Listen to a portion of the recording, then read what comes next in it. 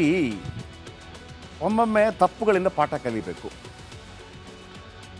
1960ರ Bharat China ಯುದ್ಧ ಇದೆಯಲ್ಲ, ಇದೇ ಅಪನಂಬಿಕೆಯಿಂದಲೇ ಆಗಿತ್ತು. ನಿಜವಾಗಲೂ ಜವಾಹರಲಾಲ್ ನೆಹರು ಚೀನಾದ ಬಗ್ಗೆ ಅಪಾರವಾದಂಥ ನಂಬಿಕೆ ಇಟ್ಟಿದ್ರು. ಹಿಂದಿ ಚೀನಿ ಬಾಯ್ ಬಾಯ್ ಅಂತ ಹೇಳಿದರು ಅವರು.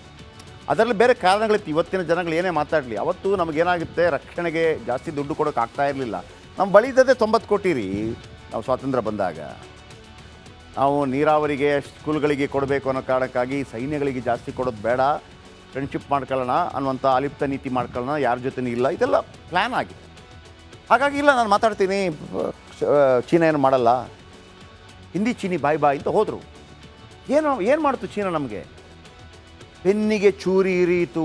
ಈಗಲೂ ಕಾಂಗ್ರೆಸ್ನ ಕಟ್ಟಾಳುಗಳು ಹೇಳ್ತಾರೆ, ಅದೇ ಶಾಕಿನಿಂದ ನೆಹರು ತೀರ್ಕೊಂಡ್ರು ಅಂತ ಹೇಳೋ ಒಂದು ವರ್ಗ ಕೂಡ ಇದೆ, ಇಲ್ಲ ಅಂತಲ್ಲ. ಇರಲಿ, ಅಷ್ಟು ದೊಡ್ಡ ತಪ್ಪಾದ ನಂತರ ಕೂಡ ನಾವು ಹೆಂಗೆ ನಂಬಬೇಕು ಗೊತ್ತಾಗ್ತಿಲ್ಲ. ಸ್ಯಾಮ್ ಪಿಟ್ರೋಡ ಹೆಂಗೆ ಹೇಳ್ತಾರೆ ಗೊತ್ತಾಗ್ತಾ ಇಲ್ಲ. ಸ್ಯಾಮ್ ಪಿಟ್ರೋಡ ಎಲ್ಲ ರಾಜೀವ್ ಗಾಂಧಿ ಕಾಲದಲ್ಲಿ ಭಾರತಕ್ಕೆ ಬಂದು ಭಾರತಕ್ಕಾಗಿ ಕೆಲಸ ಮಾಡಿದಂಥವ್ರು. ನೋಡಿ, ಭಾರತ ಜೊತೆ ಯುದ್ಧ ಮಾಡಿದ ದೇಶ ಚೀನಾ 62. ಅದು ಕೂಡ ಹಿಂದಿ ಚೀನಿ ಬಾಯ್ ಬಾಯ್ ಅಂತ ಹೇಳಿದ ನಂತರ ಭಾರತದ ಭೂಮಿ ವಶಕ್ಕೆ ಪಡೆದಿದ್ದು ಇದೇ ಚೀನಾ, ಅಕ್ಸಾಯ್ ಚೀನ್. 40,000 ಚದರ ಕಿಲೋಮೀಟರ್ ಭೂಮಿ ಚೀನಾ ಬಳಿ ಇದೆ ಭಾರತದ್ದು. ಕಾಂಗ್ರೆಸ್ ಅವಧಿಯಲ್ಲಿ ಈ ಘೋರ ಘಟನೆ ನಡೆದಿತ್ತು, ನೆನಪಿಡಬೇಕು. ಈಗಲೂ ಕಾಶ್ಮೀರದ ಕೆಲ ಭೂಮಿಯನ್ನು ಕೇಳ್ತಾ ಇದೆ ಡ್ರ್ಯಾಗನ್ ದೇಶ. ಅಷ್ಟು ಅರುಣಾಚಲ ಪ್ರದೇಶ ಚೀನಾಗೆ ಸೇರಿದ್ದು ಅಂತ ಹೇಳ್ತಾ ಇದೆ.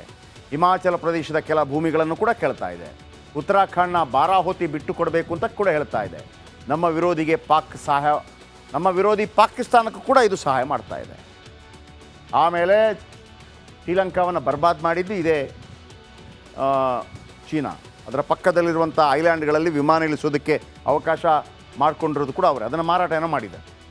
ಗಡಿದಾಟಿ ಬರೋ ಉಗ್ರರ ಕೈಯಲ್ಲಿನ ಗನ್ ಯಾರದ್ದು? ಉಗ್ರರ ಕೈಗೆ ಬರ್ತಾ ಇದೆ ಮೇಡ್ ಇನ್ ಚೀನಾ ಗನ್. ಭಾರತದ ಅನತಿ ದೂರದಲ್ಲೇ ಸೇನಾ ನೆಲೆ ಮಾಡಿದ್ಯಾಕೆ? ಭಾರತ ವಿರೋಧಿಗಳೆಲ್ಲ ಚೀನಾಗೆ ಮಿತ್ರರಾಗೋದು ಯಾಕೆ? ಭಾರತ ಕ್ಷಿಪಣಿ ಪರೀಕ್ಷೆ ಮಾಡಿದರೆ ಚೀನಾ ಉರ್ಕೊಳ್ಳೋದು ಯಾಕೆ? ಎಲ್ಲ ಪ್ರಶ್ನೆಗಳಿಗೆ ಉತ್ತರವನ್ನು ಸ್ಯಾಮ್ ಪಿಟ್ರೋಡ ಕೊಡಬೇಕಾಗತ್ತೆ. ನೆಕ್ಸ್ಟ್, ಒಮ್ಮೊಮ್ಮೆ ತಪ್ಪುಗಳಿಂದ ಪಾಠ ಕಲಿಬೇಕು. 1960ರ ಭಾರತ ಚೀನಾ ಯುದ್ಧ ಇದೆಯಲ್ಲ, ಇದೇ ಅಪನಂಬಿಕೆಯಿಂದಲೇ ಆಗಿತ್ತು. ನಿಜವಾಗಲೂ ಜವಾಹರಲಾಲ್ ನೆಹರು ಚೀನಾದ ಬಗ್ಗೆ ಅಪಾರವಾದಂಥ ನಂಬಿಕೆ ಇಟ್ಟಿದ್ರು. ಹಿಂದಿ ಚೀನಿ ಬಾಯ್ ಬಾಯ್ ಅಂತ ಹೇಳಿದರು ಅವರು. ಅದರಲ್ಲಿ ಬೇರೆ ಕಾರಣಗಳಿತ್ತು. ಇವತ್ತಿನ ಜನಗಳು ಏನೇ ಮಾತಾಡಲಿ, ಅವತ್ತು ನಮಗೇನಾಗುತ್ತೆ, ರಕ್ಷಣೆಗೆ ಜಾಸ್ತಿ ದುಡ್ಡು ಕೊಡೋಕೆ ಆಗ್ತಾ ಇರಲಿಲ್ಲ. ನಮ್ಮ ಬಳಿ ಇದ್ದದೇ 90 ಕೋಟಿ ರೀ.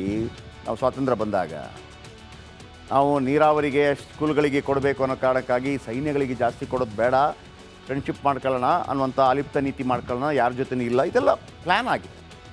ಹಾಗಾಗಿ ಇಲ್ಲ, ನಾನು ಮಾತಾಡ್ತೀನಿ, ಚೀನಾ ಏನು ಮಾಡಲ್ಲ, ಹಿಂದಿ ಚೀನಿ ಬಾಯ್ ಬಾಯ್ ಅಂತ ಹೋದರು. ಏನು ಮಾಡ್ತು ಚೀನಾ ನಮಗೆ? ಬೆನ್ನಿಗೆ ಚೂರಿ ಇರೀತು. ಈಗಲೂ ಕಾಂಗ್ರೆಸ್ನ ಕಟ್ಟಾಳುಗಳು ಹೇಳ್ತಾರೆ, ಅದೇ ಶಾಕಿನಿಂದ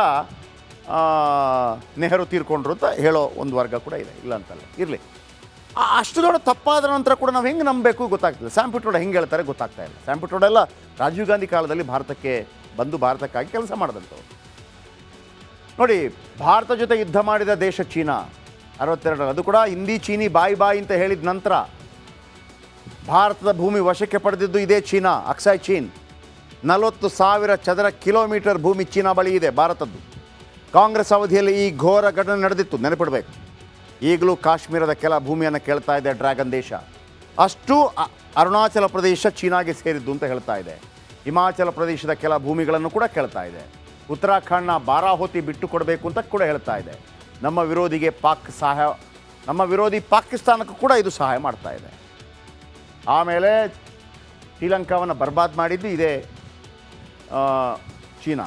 ಅದರ ಪಕ್ಕದಲ್ಲಿರುವಂಥ ಐಲ್ಯಾಂಡ್ಗಳಲ್ಲಿ ವಿಮಾನ ಇಳಿಸೋದಕ್ಕೆ ಅವಕಾಶ ಮಾಡಿಕೊಂಡಿರೋದು ಕೂಡ ಅವರೇ. ಅದನ್ನು ಮಾರಾಟನ ಮಾಡಿದೆ. ಗಡಿದಾಟಿ ಬರೋ ಉಗ್ರರ ಕೈಯಲ್ಲಿನ ಗನ್ ಯಾರದ್ದು? ಉಗ್ರರ ಕೈಗೆ ಬರ್ತಾ ಇದೆ ಮೇಡ್ ಇನ್ ಚೀನಾ ಗನ್. ಭಾರತದ ಅನತಿ ದೂರದಲ್ಲೇ ಸೇನಾ ನೆಲೆ ಮಾಡಿದ್ಯಾಕೆ? ಭಾರತ ವಿರೋಧಿಗಳೆಲ್ಲ ಚೀನಾಗೆ ಮಿತ್ರರಾಗೋದು ಯಾಕೆ? ಭಾರತ ಕ್ಷಿಪಣಿ ಪರೀಕ್ಷೆ ಮಾಡಿದರೆ ಚೀನಾ ಉರ್ಕೊಳ್ಳೋದು ಯಾಕೆ? ಎಲ್ಲ ಪ್ರಶ್ನೆಗಳಿಗೆ ಉತ್ತರವನ್ನು ಸ್ಯಾಮ್ ಪಿಟ್ರೋಡ ಕೊಡಬೇಕಾಗತ್ತೆ. ನೆಕ್ಸ್ಟ್, ಒಮ್ಮೊಮ್ಮೆ ತಪ್ಪುಗಳಿಂದ ಪಾಠ ಕಲಿಬೇಕು. 1960ರ ಭಾರತ ಚೀನಾ ಯುದ್ಧ ಇದೆಯಲ್ಲ, ಇದೇ ಅಪನಂಬಿಕೆಯಿಂದಲೇ ಆಗಿತ್ತು. ನಿಜವಾಗಲೂ ಜವಾಹರಲಾಲ್ ನೆಹರು ಚೀನಾದ ಬಗ್ಗೆ ಅಪಾರವಾದಂಥ ನಂಬಿಕೆ ಇಟ್ಟಿದ್ದರು, ಅಪಾರ ನಂಬಿಕೆ ಇಟ್ಟಿದ್ದರು. ಹಿಂದಿ ಚೀನಿ ಬಾಯ್ ಬಾಯ್ ಅಂತ ಹೇಳಿದರು ಅವರು. ಅದರಲ್ಲಿ ಬೇರೆ ಕಾರಣಗಳಿತ್ತು. ಇವತ್ತಿನ ಜನಗಳು ಏನೇ ಮಾತಾಡಲಿ, ಅವತ್ತು ನಮಗೇನಾಗುತ್ತೆ, ರಕ್ಷಣೆಗೆ ಜಾಸ್ತಿ ದುಡ್ಡು ಕೊಡೋಕೆ ಆಗ್ತಾ ಇರಲಿಲ್ಲ. ನಮ್ಮ ಬಳಿ ಇದ್ದದೇ 90 ಕೋಟಿ ರೀ. ನಾವು ಸ್ವಾತಂತ್ರ್ಯ ಬಂದಾಗ ನಾವು ನೀರಾವರಿಗೆ ಸ್ಕೂಲ್ಗಳಿಗೆ ಕೊಡಬೇಕು ಅನ್ನೋ ಕಾರಣಕ್ಕಾಗಿ ಸೈನ್ಯಗಳಿಗೆ ಜಾಸ್ತಿ ಕೊಡೋದು ಬೇಡ, ಫ್ರೆಂಡ್ಶಿಪ್ ಮಾಡ್ಕೊಳ್ಳೋಣ ಅನ್ನುವಂಥ ಅಲಿಪ್ತ ನೀತಿ ಮಾಡ್ಕೊಳ್ಳೋಣ, ಯಾರ ಜೊತೆನೂ ಇಲ್ಲ, ಇದೆಲ್ಲ ಪ್ಲ್ಯಾನ್ ಆಗಿದೆ. ಹಾಗಾಗಿ ಇಲ್ಲ, ನಾನು ಮಾತಾಡ್ತೀನಿ, ಚೀನಾ ಏನು ಮಾಡಲ್ಲ, ಹಿಂದಿ ಚೀನಿ ಬಾಯ್ ಬಾಯ್ ಅಂತ ಹೋದರು. ಏನು ಮಾಡ್ತು ಚೀನಾ ನಮಗೆ? ಬೆನ್ನಿಗೆ ಚೂರಿ ಇರೀತು. ಈಗಲೂ ಕಾಂಗ್ರೆಸ್ನ ಕಟ್ಟಾಳುಗಳು ಹೇಳ್ತಾರೆ, ಅದೇ ಶಾಕಿನಿಂದ ನೆಹರು ತೀರ್ಕೊಂಡ್ರು ಅಂತ ಹೇಳೋ ಒಂದು ವರ್ಗ ಕೂಡ ಇದೆ, ಇಲ್ಲ ಅಂತಲ್ಲ. ಇರಲಿ, ಅಷ್ಟು ದೊಡ್ಡ ತಪ್ಪಾದ ನಂತರ ಕೂಡ ನಾವು ಹೆಂಗೆ ನಂಬಬೇಕು ಗೊತ್ತಾಗ್ತಿಲ್ಲ. ಸ್ಯಾಮ್ ಪಿಟ್ರೋಡ ಹೆಂಗೆ ಹೇಳ್ತಾರೆ ಗೊತ್ತಾಗ್ತಾ ಇಲ್ಲ. ಸ್ಯಾಮ್ ಪಿಟ್ರೋಡ ಎಲ್ಲ ರಾಜೀವ್ ಗಾಂಧಿ ಕಾಲದಲ್ಲಿ ಭಾರತಕ್ಕೆ ಬಂದು ಭಾರತಕ್ಕಾಗಿ ಕೆಲಸ ಮಾಡಿದಂಥವ್ರು. ನೋಡಿ, ಭಾರತ ಜೊತೆ ಯುದ್ಧ ಮಾಡಿದ ದೇಶ ಚೀನಾ 62, ಅದು ಕೂಡ ಹಿಂದಿ ಚೀನಿ ಬಾಯ್ ಬಾಯ್ ಅಂತ ಹೇಳಿದ ನಂತರ ಭಾರತದ ಭೂಮಿ ವಶಕ್ಕೆ ಪಡೆದಿದ್ದು ಇದೇ ಚೀನಾ, ಅಕ್ಸಾಯ್ ಚೀನ್. 40,000 ಚದರ ಕಿಲೋಮೀಟರ್ ಭೂಮಿ ಚೀನಾ ಬಳಿ ಇದೆ ಭಾರತದ್ದು. ಕಾಂಗ್ರೆಸ್ ಅವಧಿಯಲ್ಲಿ ಈ ಘೋರ ಘಟನೆ ನಡೆದಿತ್ತು, ನೆನಪಿಡಬೇಕು. ಈಗಲೂ ಕಾಶ್ಮೀರದ ಕೆಲ ಭೂಮಿಯನ್ನು ಕೇಳ್ತಾ ಇದೆ ಡ್ರ್ಯಾಗನ್ ದೇಶ. ಅಷ್ಟು ಅರುಣಾಚಲ ಪ್ರದೇಶ ಚೀನಾಗೆ ಸೇರಿದ್ದು ಅಂತ ಹೇಳ್ತಾ ಇದೆ. ಹಿಮಾಚಲ ಪ್ರದೇಶದ ಕೆಲ ಭೂಮಿಗಳನ್ನು ಕೂಡ ಕೇಳ್ತಾ ಇದೆ. ಉತ್ತರಾಖಂಡ್ನ ಬಾರಾಹೋತಿ ಬಿಟ್ಟು ಕೊಡಬೇಕು ಅಂತ ಕೂಡ ಹೇಳ್ತಾ ಇದೆ. ನಮ್ಮ ವಿರೋಧಿ ಪಾಕಿಸ್ತಾನಕ್ಕೂ ಕೂಡ ಇದು ಸಹಾಯ ಮಾಡ್ತಾ ಇದೆ. ಆಮೇಲೆ ಶ್ರೀಲಂಕಾವನ್ನು ಬರ್ಬಾದ್ ಮಾಡಿದ್ದು ಇದೇ ಚೀನಾ. ಅದರ ಪಕ್ಕದಲ್ಲಿರುವಂಥ ಐಲ್ಯಾಂಡ್ಗಳಲ್ಲಿ ವಿಮಾನ ಇಳಿಸೋದಕ್ಕೆ ಅವಕಾಶ ಮಾಡಿಕೊಂಡಿರೋದು ಕೂಡ ಅವರೇ. ಅದನ್ನು ಮಾರಾಟ ಏನೋ ಮಾಡಿದೆ. ಗಡಿದಾಟಿ ಬರೋ ಉಗ್ರರ ಕೈಯಲ್ಲಿನ ಗನ್ ಯಾರದ್ದು? ಉಗ್ರರ ಕೈಗೆ ಬರ್ತಾ ಇದೆ ಮೇಡ್ ಇನ್ ಚೀನಾ ಗನ್. ಭಾರತದ ಅನತಿ ದೂರದಲ್ಲೇ ಸೇನಾ ನೆಲೆ ಮಾಡಿದ್ಯಾಕೆ? ಭಾರತ ವಿರೋಧಿಗಳೆಲ್ಲ ಚೀನಾಗೆ ಮಿತ್ರರಾಗೋದು ಯಾಕೆ? ಭಾರತ ಕ್ಷಿಪಣಿ ಪರೀಕ್ಷೆ ಮಾಡಿದರೆ ಚೀನಾ ಉರ್ಕೊಳ್ಳೋದು ಯಾಕೆ?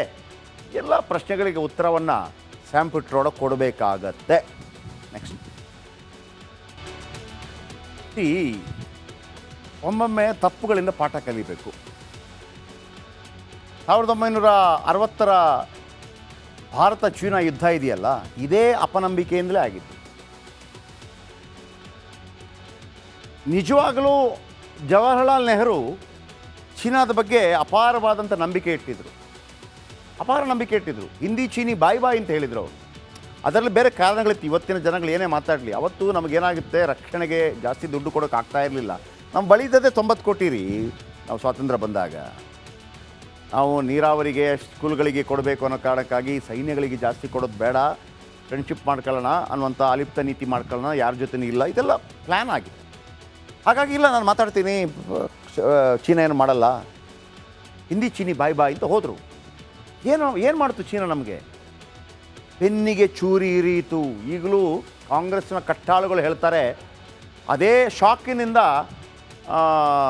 ನೆಹರು ತೀರ್ಕೊಂಡ್ರು ಅಂತ ಹೇಳೋ ಒಂದು ವರ್ಗ ಕೂಡ ಇದೆ, ಇಲ್ಲ ಅಂತಲ್ಲ. ಇರಲಿ, ಅಷ್ಟು ದೊಡ್ಡ ತಪ್ಪಾದ ನಂತರ ಕೂಡ ನಾವು ಹೆಂಗೆ ನಂಬಬೇಕು ಗೊತ್ತಾಗ್ತಿಲ್ಲ. ಸ್ಯಾಮ್ ಪಿಟ್ರೋಡ ಹೆಂಗೆ ಹೇಳ್ತಾರೆ ಗೊತ್ತಾಗ್ತಾ ಇಲ್ಲ. ಸ್ಯಾಮ್ ಪಿಟ್ರೋಡ ಎಲ್ಲ ರಾಜೀವ್ ಗಾಂಧಿ ಕಾಲದಲ್ಲಿ ಭಾರತಕ್ಕೆ ಬಂದು ಭಾರತಕ್ಕಾಗಿ ಕೆಲಸ ಮಾಡಿದಂಥವ್ರು. ನೋಡಿ, ಭಾರತ ಜೊತೆ ಯುದ್ಧ ಮಾಡಿದ ದೇಶ ಚೀನಾ 62, ಅದು ಕೂಡ ಹಿಂದಿ ಚೀನಿ ಬಾಯ್ ಬಾಯ್ ಅಂತ ಹೇಳಿದ ನಂತರ ಭಾರತದ ಭೂಮಿ ವಶಕ್ಕೆ ಪಡೆದಿದ್ದು ಇದೇ ಚೀನಾ, ಅಕ್ಸಾಯ್ ಚೀನ್.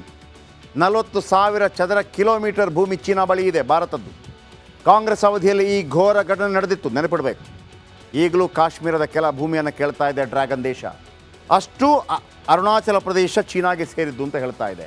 ಹಿಮಾಚಲ ಪ್ರದೇಶದ ಕೆಲ ಭೂಮಿಗಳನ್ನು ಕೂಡ ಕೇಳ್ತಾ ಇದೆ. ಉತ್ತರಾಖಂಡ್ನ ಬಾರಾಹೋತಿ ಬಿಟ್ಟು ಕೊಡಬೇಕು ಅಂತ ಕೂಡ ಹೇಳ್ತಾ ಇದೆ. ನಮ್ಮ ವಿರೋಧಿ ಪಾಕಿಸ್ತಾನಕ್ಕೂ ಕೂಡ ಇದು ಸಹಾಯ ಮಾಡ್ತಾ ಇದೆ. ಆಮೇಲೆ ಶ್ರೀಲಂಕಾವನ್ನು ಬರ್ಬಾದ್ ಮಾಡಿದ್ದು ಇದೇ ಚೀನಾ. ಅದರ ಪಕ್ಕದಲ್ಲಿರುವಂಥ ಐಲ್ಯಾಂಡ್ಗಳಲ್ಲಿ ವಿಮಾನ ಇಳಿಸೋದಕ್ಕೆ ಅವಕಾಶ ಮಾಡಿಕೊಂಡಿರೋದು ಕೂಡ ಅವರೇ. ಅದನ್ನು ಮಾರಾಟ ಏನೋ ಮಾಡಿದೆ. ಗಡಿದಾಟಿ ಬರೋ ಉಗ್ರರ ಕೈಯಲ್ಲಿನ ಗನ್ ಯಾರದ್ದು? ಉಗ್ರರ ಕೈಗೆ ಬರ್ತಾ ಇದೆ ಮೇಡ್ ಇನ್ ಚೀನಾ ಗನ್.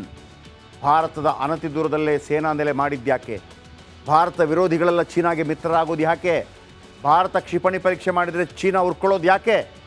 ಎಲ್ಲ ಪ್ರಶ್ನೆಗಳಿಗೆ ಉತ್ತರವನ್ನು ಸ್ಯಾಮ್ ಪಿಟ್ರೋಡ ಕೊಡಬೇಕಾಗತ್ತೆ.